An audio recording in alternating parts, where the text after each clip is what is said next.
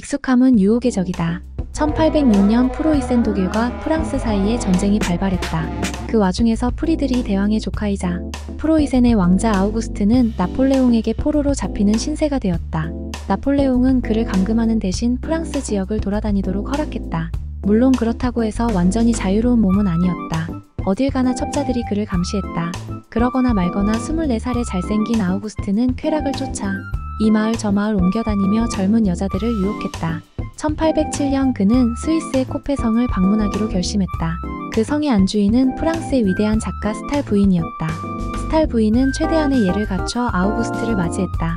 그녀는 다른 손님들에게 그를 소개했고 잠시 후 손님들은 다시 응접실로 돌아가 스페인에서 나폴레옹이 펼치는 활약과 최근 파리의 유행 등을 주제로 담소를 나누었다.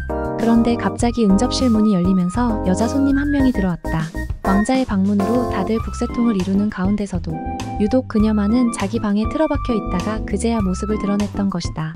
그녀는 스탈 부인의 절친한 친구 레카미의 부인이었다. 그녀는 당시 30살이었다. 그녀는 왕자에게 자신을 소개하고 나서 다시 자기 방으로 들어가 버렸다.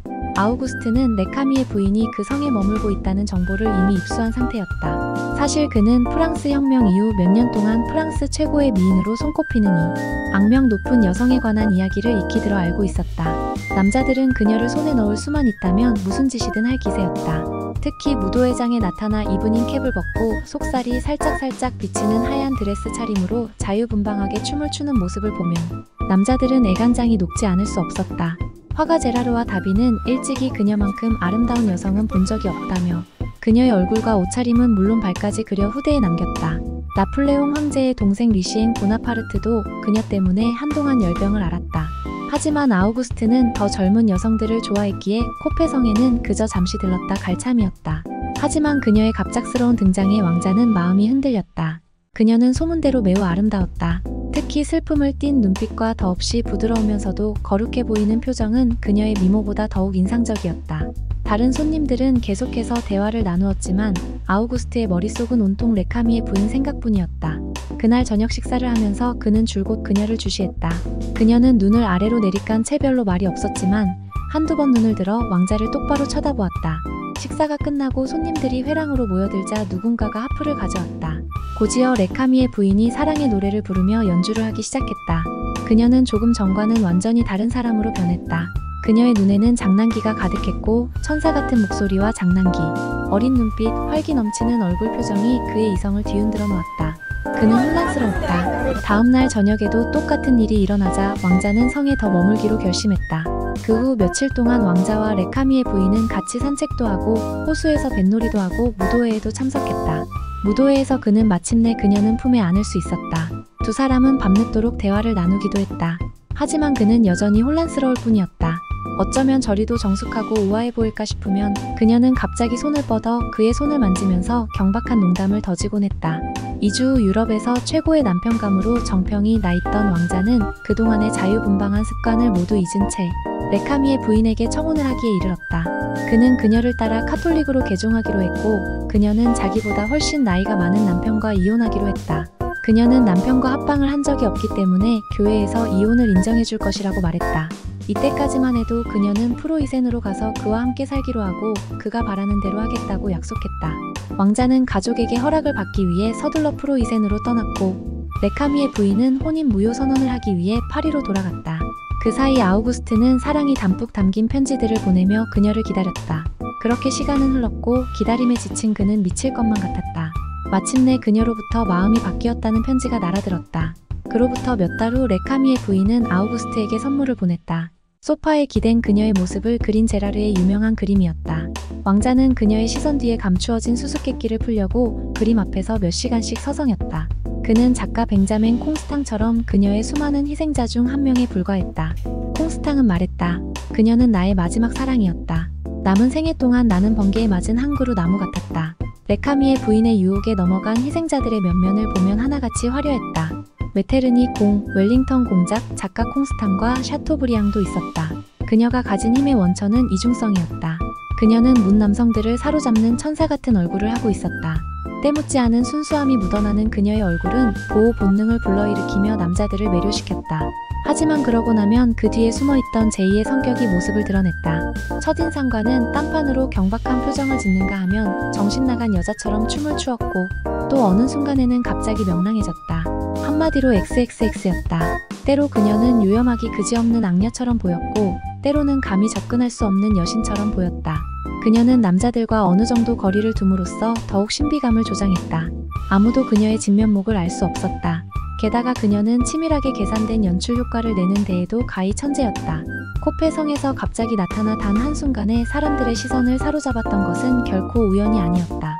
상대가 깊이 빠져들게 하려면 12주만으로는 파악할 수 없는 복잡 미묘한 매력을 풍겨야 한다. 다시 말해 풀리지 않는 미스터리와 같은 존재, 저항할 수 없는 미끼와 같은 존재. 그래서 손에 넣기만 하면 엄청난 쾌락을 선사할 것 같은 존재로 비춰야 한다. 그렇게 해서 상대가 일단 환상을 품기 시작하면 그 사람은 이미 유혹의 내리막길에 위에 서 있는 것이다. 행여 나중에 유혹에 넘어갔다는 사실을 안다 하더라도 도저히 멈출 수 없다. 또한 상대방이 익숙함을 느끼지 못하게 하려면 인위적인 모습과 자연스러운 모습을 엇바꾸어 연출할 줄 알아야 한다. 오스카 와일드가 27살 때의 일화이다. 그는 인내라는 작품으로 런던에서 꽤 인기몰이를 하고 있었고 미국에서는 순회 공연을 미끼로 오스카를 초대했다. 꽤 괜찮은 돈벌이라 오스카도 흔쾌히 승낙했다. 뉴욕에 도착하던 날 세관원이 신고할 물건이 없느냐고 묻자 그는 나의 천재성 말고는 신고할 게 아무것도 없소라고 대답했다는 유명한 일화가 있다. 뉴욕에 도착 후 1~2주일 뒤 와일드는 첫 강연회를 열었고 1000명이 넘는 사람들이 몰려와 강연회장은 발디딜 틈 없이 꽉 들어찼다. 그 가운데에는 단지 그가 어떻게 생겼는지 보려고 온 사람들도 많았다. 그들은 실망하지 않았다. 와일드는 꽃을 들고 오지도 않았고 키도 예상했던 것보다 컸다.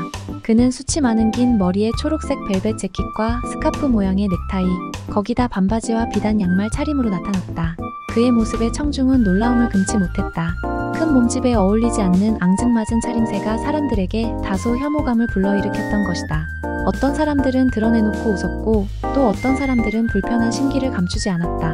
이때까지만 해도 그에게 호감을 갖는 사람은 거의 없었다. 곧이어 강연을 하기 시작했다. 강연의 주제는 영국의 르네상스 즉 19세기 후반 영국에서 유행하던 예술을 위한 예술운동이었다. 그의 강연을 이해하는 사람은 거의 없지만 시를 읊조리는 듯한 와일드의 목소리는 마치 최면을 건 듯 사람들을 빨아들였다. 그의 강연은 재치가 있었으며 물 흐르듯 거침이 없었다. 그날의 강연은 대성공을 거두었고 신문에서도 열광적인 반응을 보였다. 몇 주 후 보스턴에서 약 60명의 하버드 학생들이 깜짝 쇼를 준비했다. 그들은 이 여자 같은 시인을 놀려주기 위해 반바지 차림에 꽃을 들고 있다가 그가 나타나자 일부러 장내가 떠나갈 듯 환호성을 내질렀다. 하지만 와일드는 눈도 꿈쩍하지 않았다. 청중은 그의 즉석 강연에 금방이라도 숨이 넘어갈 것처럼 웃어댔다. 하버드 학생들이 계속 야유를 보냈지만 그는 화도 한 번 내지 않고 침착함을 유지했다. 외모와는 사뭇 다른 그의 태도에 사람들은 그를 달리 보게 되었다. 이후 와일드는 광산 지역을 여행할 때에는 술도 마시고 카드놀이도 했다. 그런 다음에는 보티첼리와 첼리니를 주제로 강연을 했다. 광부들도 하나같이 와일드를 신봉하기 시작했고 심지어 그의 이름을 딴 광산이 생겨나기도 했다. 한 카우보이는 이렇게 말했다. 그 양반은 예술인지 뭔지를 하는 샌님이지만 술을 어찌나 잘 마시는지 우리 모두 뻗어버렸지 뭐요. 그런데도 그 양반은 멀쩡한 정신으로 한 번에 2사람씩 집으로 데려다 줍디다. 이렇듯 와일드는 환경에 따라 능숙하게 처신을 할 줄 아는 사람이었다. 그가 만약 광산 지역에서도 철학을 가지고 강연을 했다면 아마 거친 카우보이들의 손에 죽도록 얻어 맞았을지도 모를 일이었다. 인간은 복잡 미묘한 존재다. 우리의 내면은 모순된 충동들로 가득 차 있다. 어느 한쪽 면만 보여줄 경우 그것이 좋은 면이라 하더라도 사람들의 신경을 건드리게 된다. 사람들은 일관되게 어느 한 면만 보이는 사람을 위선자라고 생각한다. 살아생전 성인으로 추앙받았던 마하트마 간디는 대중 앞에서 분노와 복수의 감정을 고백하기도 했다. 적절히 잘 섞어서 보여주는 것이 이성을 유혹을 하거나 혹은 대중을 유혹하는 데 있어 아주 효과적인 것이다. 다음 시간에는 경쟁을 유발하는 방법에 대해 알려드리도록 하겠습니다. 좋은 하루 되세요. 다음 시간에 봬요.